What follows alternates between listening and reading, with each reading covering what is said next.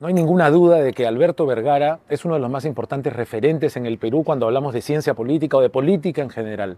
Pero recientemente ha presentado, primero en Colombia, luego aquí en Argentina, Repúblicas Defraudadas, un libro que va a presentar en la Feria del Libro de Lima y que ya no habla solamente sobre el Perú. En este libro, Alberto le da una mirada a América Latina, se pregunta por qué el descontento en todos nuestros países con la democracia, pero fundamentalmente por qué tenemos una especie de repúblicas a medias. Nos fuimos a un parque lindísimo aquí en Buenos Aires, al lado de la Facultad de Derecho de la Universidad de Buenos Aires, y esta fue la conversación que tuvimos.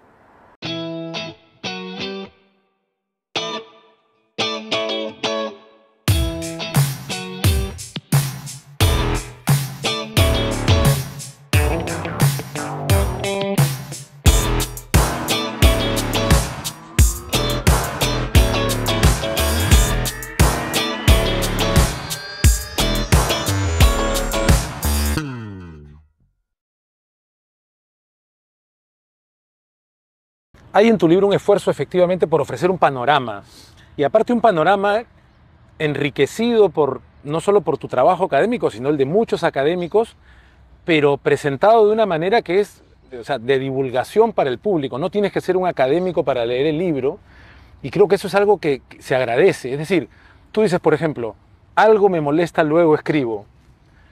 Algo está molestando a los latinoamericanos, luego nos hemos puesto a protestar de diferentes maneras. Algunas han llegado al estallido, otras han llegado por la vía de una elección inesperada, la votación por alguien que nadie hubiera imaginado, otras por la vía de vamos a tener una constitución y luego la vamos a rechazar. Pero da la sensación de que la protesta esperanza en el sentido de que hay una ciudadanía que no está dispuesta a aceptarlo todo, pero luego estamos un poco cortos de herramientas o de prácticas para ir más allá y conseguir algún tipo de transformación, ¿no? Sí, ¿no? En parte porque algo que está en el libro es que tienes un equilibrio que complota contra esa posibilidad, es decir, tienes ciudadanías a medias, ¿no?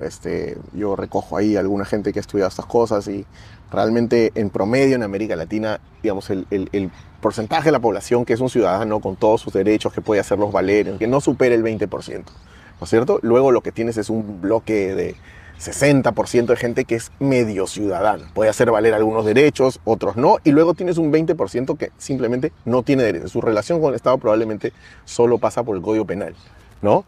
Entonces, claro, son ciudadanías a medias, que en la medida en que son ciudadanías a medias tienen dificultad, es natural, para alterar la manera en que esas repúblicas están organizadas en la cosa institucional.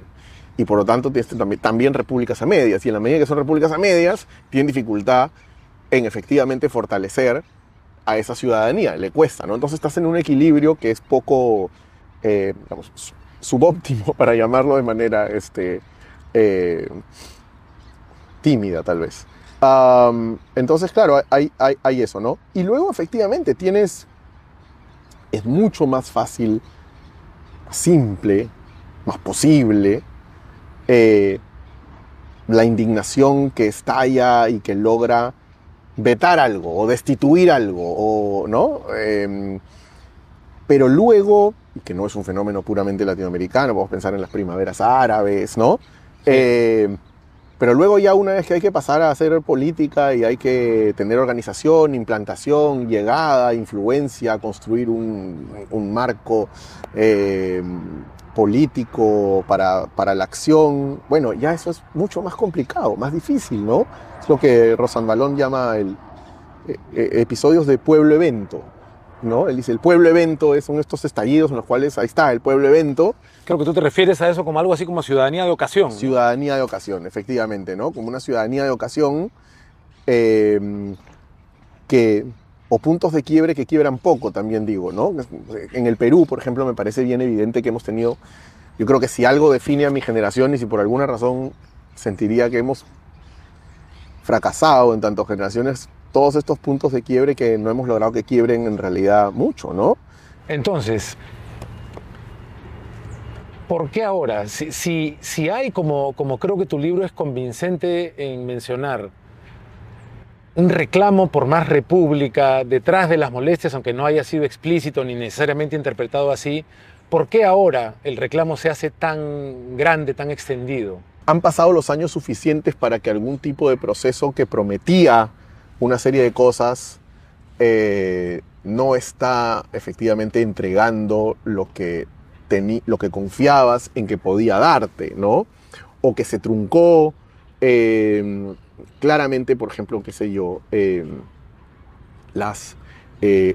manejo del Estado, por ejemplo, el manejo de lo público, de las instituciones. Yo creo que en muchos sitios no ha habido una mejora sustantiva de los servicios públicos, o puedes decir, por ejemplo, la promesa de que el crecimiento económico, sobre todo en Sudamérica, que fue muy fuerte digamos, entre 2003 y 2015, que es un momento complicado, porque entra mucho dinero, tiene sociedades que claramente como sociedades comienzan a ser mucho más ricas, donde hay menos pobres, pero eso supone también la transformación brutal de las expectativas de la gente, ¿no? Es decir, lo que tú estás diciendo, y más si es que viene cargado de una retórica súper optimista y de que aquí esto no tiene freno, lo que haces es elevar una serie de expectativas que cuando ese momento se acaba, dice, perdón, pero todavía no he llegado, ¿no?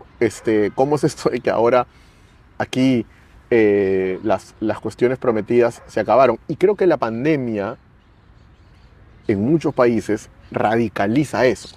O sea, radicaliza no solo que se acabó el momento de enriquecimiento, sino que en muchos casos claramente corta de tajo la posibilidad de la movilidad social, y en algunos casos te regresa a situaciones en las que no habías pensado volver a estar, de vulnerabilidad o directamente de pobreza.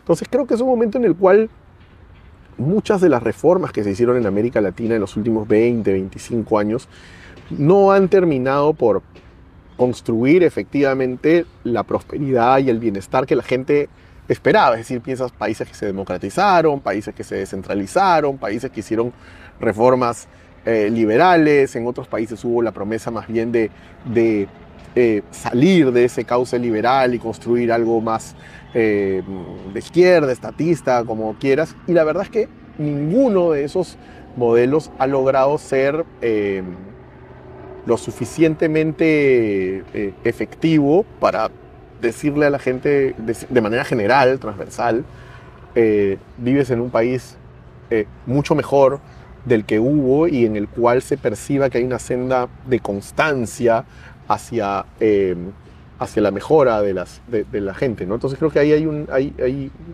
una suma de factores que le hacen sentir a la población que después de varios años de intentar con varios tipos de reformas, estos no están dando todo lo bien que quisiéramos. Tú en un momento tienes un epígrafe de Maquiavelo, donde Maquiavelo dice, en los territorios, digamos, donde haya igualdad, lo que corresponde es la república, donde no la haya, lo que corresponde es la monarquía. No somos un territorio caracterizado por la igualdad, más bien lo contrario. Uh-huh. ¿Cuánta esperanza hay para que prenda lo republicano, más allá de lo obvio que es que hace falta, ¿no?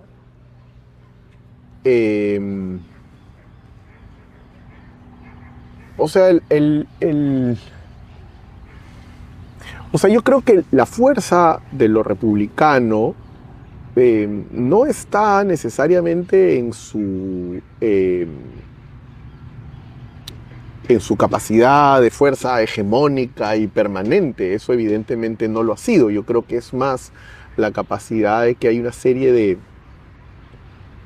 sentidos comunes, de anhelos que estos países tienen, que se originan en esas ambiciones republicanas que todos hemos tenido. Por razones distintas, en realidad, muchas veces hemos tenido tradiciones políticas que reniegan de eso, ¿no? Es decir, pues dictaduras de izquierda, de derecha, hemos tenido populismos que ven lo público como una manera de construir lazos clientelares con la población.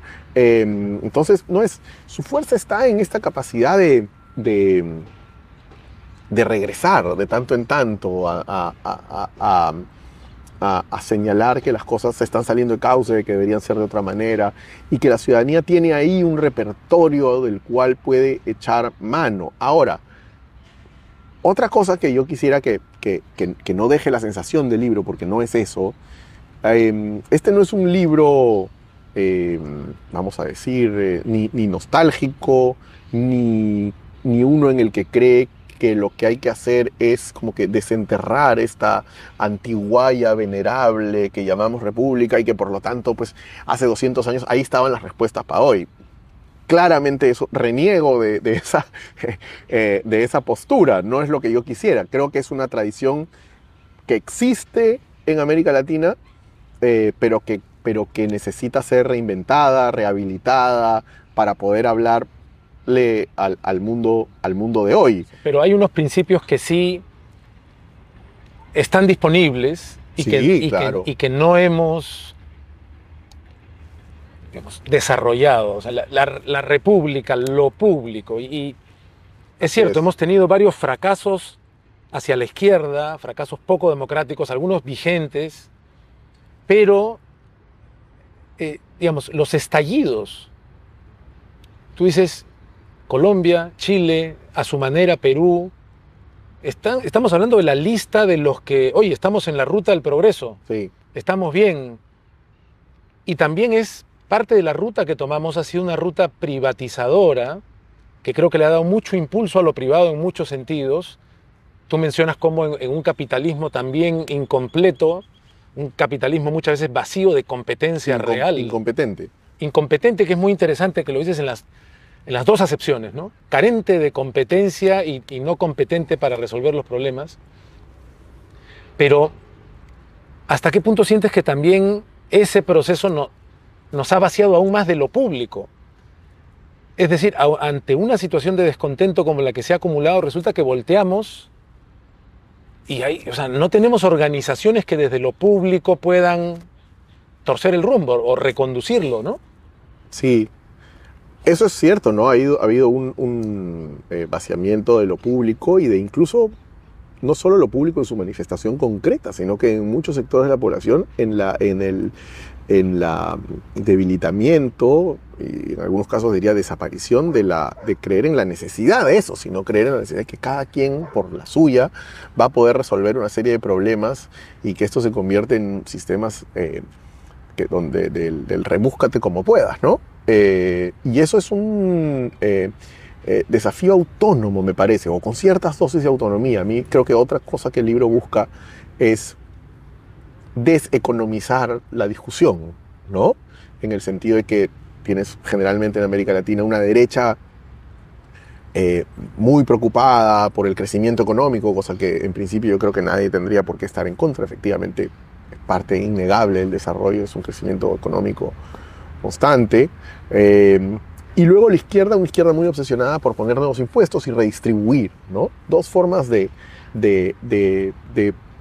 donde la preocupación principal pasa finalmente por la plata, ¿no? Y creo que, por ejemplo, la discusión sobre lo público, la recuperación de lo público como forma de igualdad ante la ley, de lo común como tener espacios comunes, en fin, todas las garantía de ciertos servicios fundamentales, por supuesto, ¿no? O sea, seguridad, educación, salud. Todo lo que nos acerca desde una plataforma pública y común,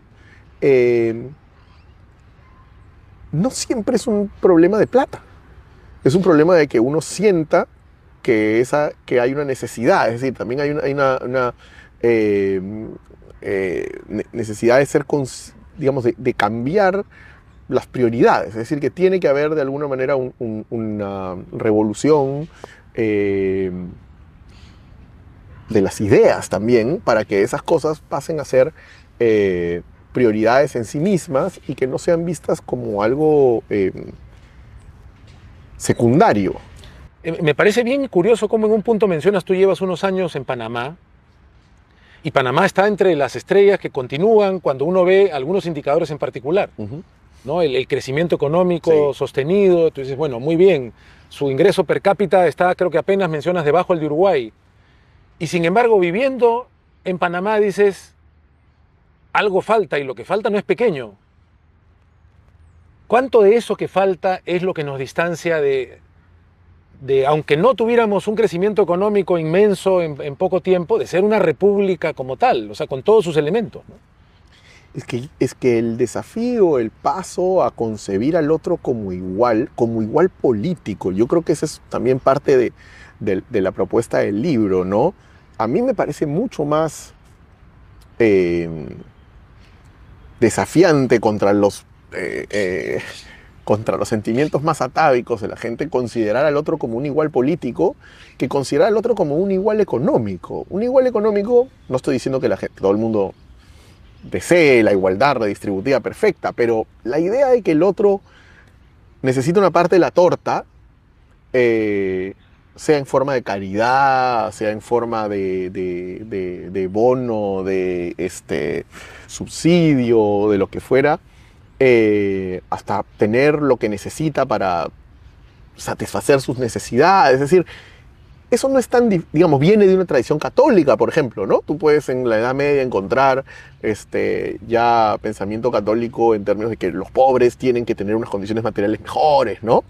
Lo realmente revolucionario es que tú digas, ese señor de allá, que no conozco, que probablemente piensa una cosa que me resulta aborrecible, que tiene eventualmente otra pinta, que viene de otro sitio, es un igual. Y voy a aceptar, a pesar de que mi educación es superior a la de él, y a pesar de que, en fin, todas las diferencias, voy a aceptar que su voto vale igual que el mío. Que todos tenemos la misma parcelita de influencia, que todos debemos tener la misma parcelita de influencia en la comunidad política.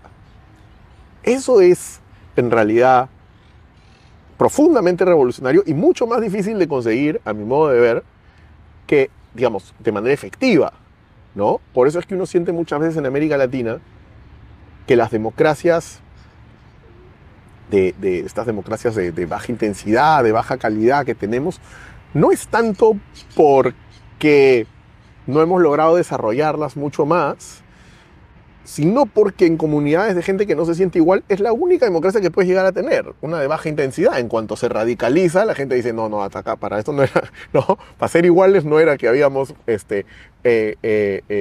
construido esta democracia, ¿no? Entonces yo sí creo que en América Latina toda la cuestión de la igualdad política, la igualdad ante la ley, los derechos civiles, todo eso es muy difícil de conseguir porque en el fondo muchísima gente no tiene el genuino interés de construirlo. Es decir, hay esa ambivalencia de lo que formalmente queremos y de cómo las prácticas finalmente lo driblean permanentemente, ¿no? Y hay también, es decir, a nivel generacional, aunque no tengamos exactamente la misma edad, o sea, tú y yo hemos vivido el proceso reciente de transformación de nuestros países, muy en particular del nuestro, y donde hemos visto cómo hemos pasado a tener instituciones en favor del mercado, del libre mercado, de la competencia, un banco central independiente, y al mismo tiempo hemos visto cómo nos hemos ido convirtiendo en un par de cosas al menos, emprendedores y consumidores. Con todas nuestras imperfecciones, se ha instalado una mentalidad, llamémoslo así, una manera de organizarnos y de entendernos, lo cual demuestra que es posible, porque no éramos así, digamos, de los 80 para atrás. Por supuesto. Y parte de lo que tú propones creo que enfrenta un desafío similar, es decir, hay un desafío cultural, de mentalidad y de no solo de educación, sino de prioridades políticas de la sociedad. No nos basta con ser consumidores, como dices tú, la pandemia nos descubrió que muchos de nuestros progresos eran bastante más frágiles y precarios que los que nos hubiera gustado pensar. Entonces, necesitamos, tú hablas de tres grandes columnas, digamos, la república desde el punto de vista de las personas, de lo individual, es decir, el ciudadano, no solamente como en el liberalismo, digamos, es un individuo que tiene la libertad de buscar su propia felicidad, sino que al mismo tiempo, adicionalmente, tiene que ser un vigilante de lo público, un protector de lo público. Eso no viene en el paquete en la camiseta de consumidor. No. Al mismo tiempo, la sociedad tiene que implicar esta serie de igualdades. Tú En el primer capítulo, no quería dejar de mencionarlo porque es muy interesante, analizas a dos personajes femeninos de dos películas importantes, muy importantes de diferentes momentos. Una es más reciente, Roma, y hablas de Cleo, ¿no? Esta mujer de origen mixteca, migrante, que llega a la capital liberándose de todas las ataduras que el mundo rural supone y encontrándose en otras ataduras por no tener ciudadanía. Accede a la salud porque su patrona la ayuda y la familia es su patrona, no accede a la justicia. Esa es Cleo, representante de una enorme mayoría de latinoamericanas y latinoamericanos, más latinoamericanas obviamente. Y la otra es Alicia, una persona más bien con toda su artillería de derechos ciudadanos y que de pronto descubre o se pregunta, ¿será que la hija que adoptamos es una hija que vino de un origen oscuro? Que es de la historia oficial, ¿no? La historia oficial, la película argentina, ¿no? Que dice, una persona que tiene todos sus privilegios, o buena parte de ellos, de pronto dice, hay algo que podría estar mal. Y en lugar de seguir, como siempre, decide preguntar, molestar y dar con la verdad. Sí, efectivamente hay algo que está mal, ¿no? Hoy por hoy tenemos un montón de Cleos, no sé cuántas Alicias tenemos, porque no se trata simplemente de ver si la niña adoptada tuvo un origen de algún abuso de la dictadura, sino en muchos sentidos la revisión, por ponerlo en estos términos, la revisión de los privilegios está enfrentando una resistencia altísima y el empoderamiento muy notorio de una derecha conservadora y negadora de todo tipo de memoria, ¿no? Entonces, tal como estamos, ¿qué tan propicio es el terreno y cómo podría mejorar? Porque creo que podemos adelantar que el terreno pues, no está en su momento más propicio, ¿no? Creo que efectivamente no es el terreno más propicio. En este momento tienes un sector grande, como dices, de la derecha, que está... que ve los procesos digamos, que está como redoblando la apuesta previa, ¿no? Sí, ¿no? Claro, efectivamente. En ese sentido, es interesante, en muchos países de América Latina se ha vuelto a usar la palabra restaurador o restauradora, ¿no? Es decir, creo que en este momento en el Perú, por ejemplo, a mí uno podría decir el gobierno de Dina Boluarte, un gobierno efectivamente restaurador, ¿no? Creo que uno podría decir efectivamente lo de Kast probablemente busca restaurar ciertas cosas previas. El gobierno de Temer y de Bolsonaro fueron restauradores respecto de... Y por ejemplo, no es casualidad que uno encuentra... digamos que hay sin hacerlo público, pues gabinetes donde los hombres vuelven a ser claramente mayoría, ¿no?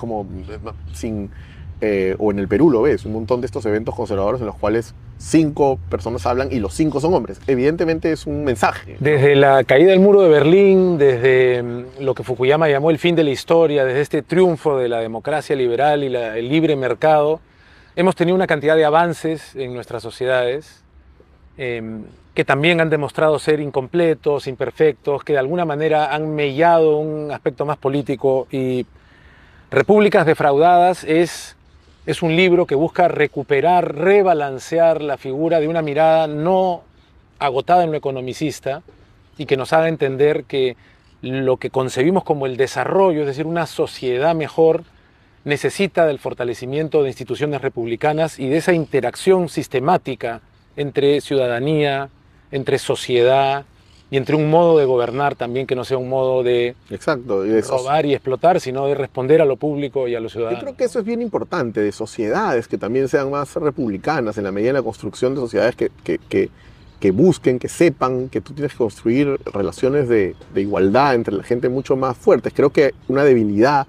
de lo republicano y del republicanismo en nuestros países, cuando aparece la palabra, porque en muchos países no está presente, pero cuando aparece la palabra es que queda como en el ámbito de la como que de la formalidad institucional, ¿no? Como que lo republicano queda haciendo, mira qué bien, le entregó la banda presidencial con los próceres de la patria atrás, y lo republicano en realidad tiene que tener un contenido mucho más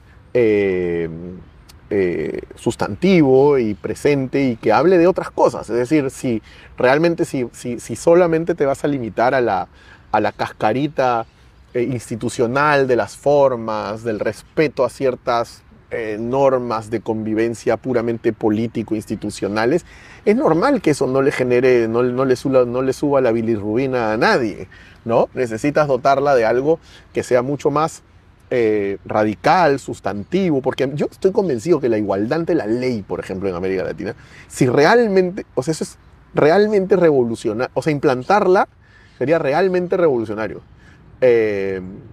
Y con esto no quiero desmerecer otro tipo de igualdades que me parecen igual, en fin, en el libro están presentes, pero yo tengo muchas veces la impresión que tanto de la derecha como de la izquierda aparece esta idea de, pues es una cosa menor, institucional, eso, ¿no? No estamos hablando de plata. Claro que estamos hablando de plata. El día que tú instauras la igualdad ante la ley en estos países, vas a ver cómo los ricos y los pobres cambiarían respecto de quiénes son. Hay un orden al cual a algunos les favorece que no existe esta igualdad ante la ley y hay otros que sí. Entonces, pero es eso, creo que el republicanismo y el liberalismo político y lo que a veces de manera general a mí no me gusta, pero se llama el centrismo, los centristas, tienen que hablar de cosas más sustantivas. No podemos estar simplemente pensando, bueno, que haya checks and balances entre el ejecutivo y el legislativo. Por supuesto que tiene que haber eso, pero me parece que la gente vive en situaciones muy jodidas a partir de distintos tipos de fuentes de problemas y que el republicanismo, lo democrático, lo centrista, lo institucional, lo liberal, no puede ser una tibieza, equidistancia política entre la derecha y la izquierda y su ambición por la plata. Y soy un poco menos redistributivo que la izquierda, pero soy un poco menos, ¿no? O sea, creo que hay la necesidad de justamente renovar tu batería retórica en parte, pero también de tu batería de prioridades y de preocupaciones, ¿no? Así que bueno, pues ojalá que el libro ayude. Bueno, Alberto, tú llevas años hablando y tratando de que nuestra conversación general se nutra de conceptos como ciudadanía, como república, y somos naciones que en principio estamos en esa búsqueda. Nos extraviamos, a veces nos reencontramos. Somos también repúblicas jóvenes, como decíamos hace un tiempo, y creo que haces un aporte muy importante que se suma a libros como Del Libro Americano, Oñamérica, para mencionar libros recientes que nos hacen sentirnos latinoamericanos, no solamente por ser parte de un territorio, sino también por compartir una serie de desafíos.